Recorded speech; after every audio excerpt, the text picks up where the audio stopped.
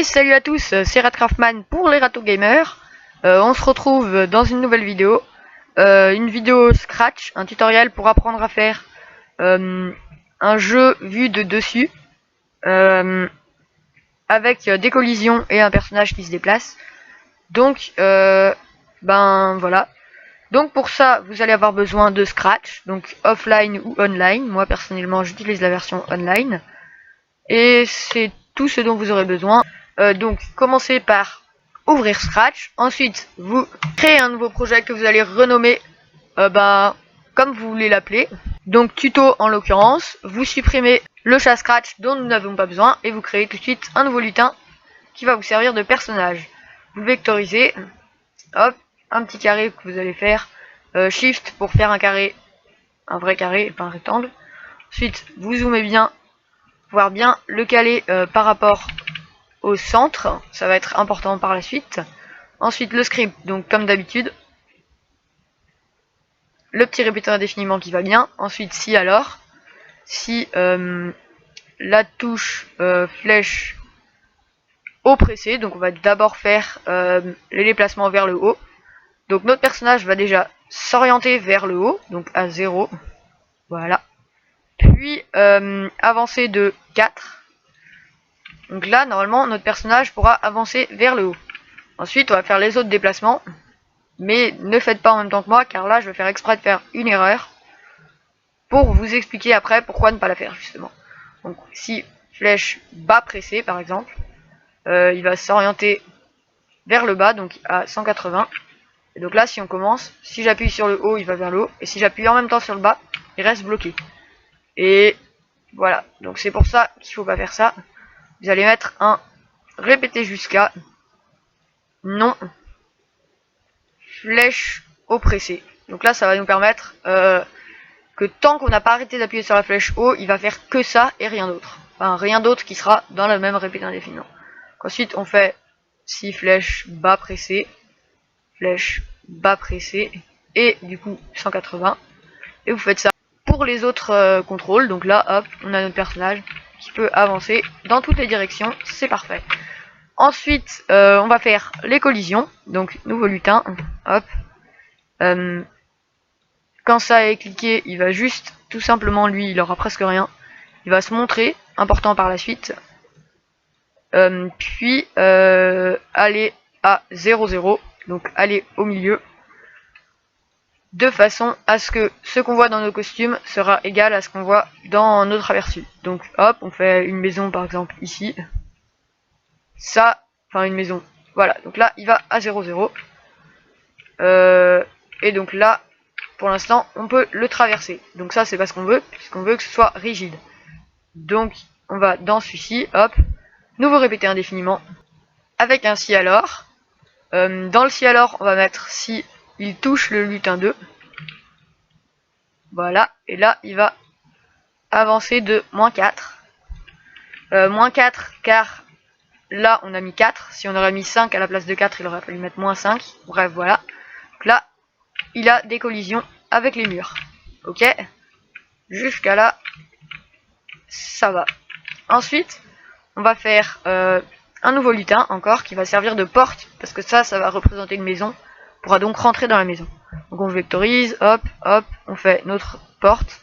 Pour l'instant, ce sera juste un trait. Donc on va le déplacer, notre trait, pour qu'il soit là, on veut qu'il y ait notre porte. Donc ici par exemple. Au début, il va aller ici. Il va se montrer aussi important par la suite, mais vous verrez plus tard. Et ensuite, dans ce lutin, si jamais il touche la porte, donc la porte ça va être lutin 3, on va faire un nouvel arrière-plan pour le sol de la maison. Voilà, tout simplement comme ceci, c'est dans celui-ci. Si le lutin 3 est touché, il va basculer sur l'arrière-plan 2. Au début, il va quand même se reset l'arrière-plan, se mettre sur le 1. Voilà. Donc là, pour l'instant, quand on y va, il va changer d'arrière-plan. On va juste faire un petit dessin sur l'arrière-plan pour différencier les deux. Voilà, donc au début, l'arrière-plan 1, là, l'arrière-plan 2. Ok. Ensuite, le personnage va aller ici. Donc voilà, quand on le touche, on va aller ici pour faire comme si on rentrait dans la maison et qu'on se retrouvait là, mais que la maison s'agrandissait, prenait toute la place. Et il va quand même envoyer un petit message pour les informations supplémentaires, enfin les actions supplémentaires qui vont s'exécuter quand le personnage rentre. Donc, entrée, voilà. Donc il va envoyer le message entrée, et ce lutin, quand il reçoit entrée, il va tout simplement se cacher, parce que la maison on va plus la voir. On va faire aussi un nouveau message, sortie, pour quand le personnage sort. Donc voilà. Et quand il reçoit en sortie, il va se remontrer de nouveau. Donc voilà, là, si on va là, on rentre dans la maison. Celui-ci, pareil. Donc, quand il reçoit entrée, il se cache. Quand il reçoit sortie, il se montre. De cette façon, quand on commence le jeu comme ça, si on rentre, voilà, on arrive dans la maison. Après, il va quand même falloir qu'on puisse ressortir, parce que pour l'instant, on ne peut pas ressortir. Du coup, on va dupliquer ce lutin, voilà, et on va l'inverser. Donc, quand il reçoit entrée, sortie, il se cache, et quand il reçoit entrée, il se montre. Et il va simplement aller à un autre endroit, parce que c'est pas trop là qu'on veut qu'il aille. Et donc il va aller ici. Voilà, donc là déjà, on peut rentrer dans notre maison. Quand on commence le jeu, il faut peut-être qu'il se cache aussi, j'avais oublié. Voilà, donc je disais, quand on commence le jeu, voilà, on est ici. Et on peut rentrer dans la maison. Et on peut aussi en sortir. C'est vrai, pour qu'on puisse en sortir, il faut aussi faire le même script, mais pour sortir. Donc lutin 4, l'arrière-plan backdrop 1, il va aller... Enfin, il a tous sorti déjà, voilà. Et il va aller à un endroit comme ici. Hop, on va faire comme ça pour réinitialiser. Donc voilà, et il va aller à cet endroit-là. Ok.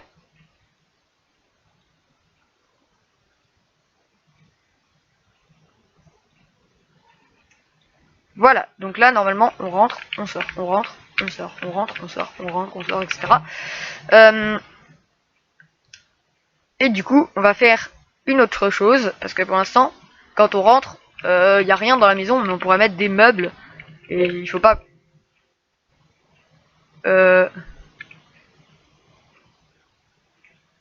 Mon ordi crash, je vous retrouve après.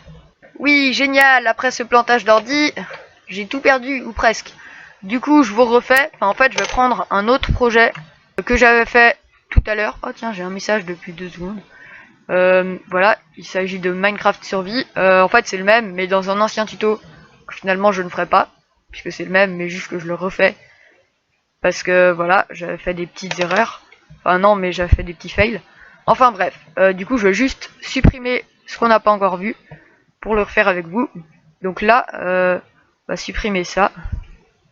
Voilà, et puis j'avais fait des petits graphismes un peu mieux. Donc, si on teste, notre personnage, c'est celui-ci, hop, il rentre dans la maison, il ressort, il rentre, il ressort. Donc ça, c'est ce qu'on avait vu tout à l'heure. Maintenant, donc on voulait rajouter des meubles, c'est le lutin que je viens de supprimer, parce qu'en plus là, on va pas le faire avec un lutin, on va le faire avec un costume de celui-ci. Donc on va mettre par exemple un lit Minecraft, hein, comme le jeu s'appelle Minecraft.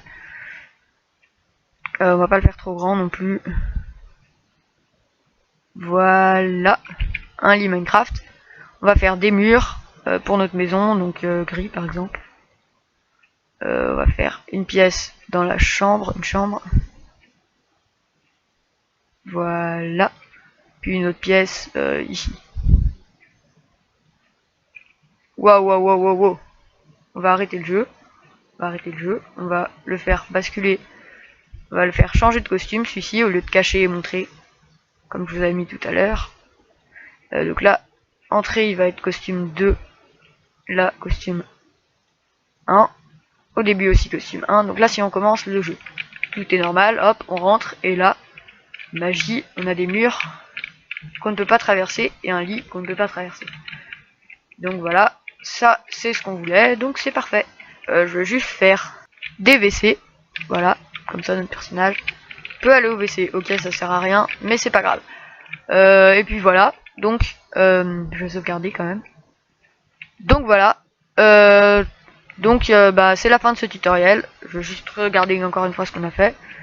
Si vous voulez d'autres tutoriels Scratch, je compte en faire, mais juste que j'ai pas trop d'idées de quoi faire comme tutoriel Scratch.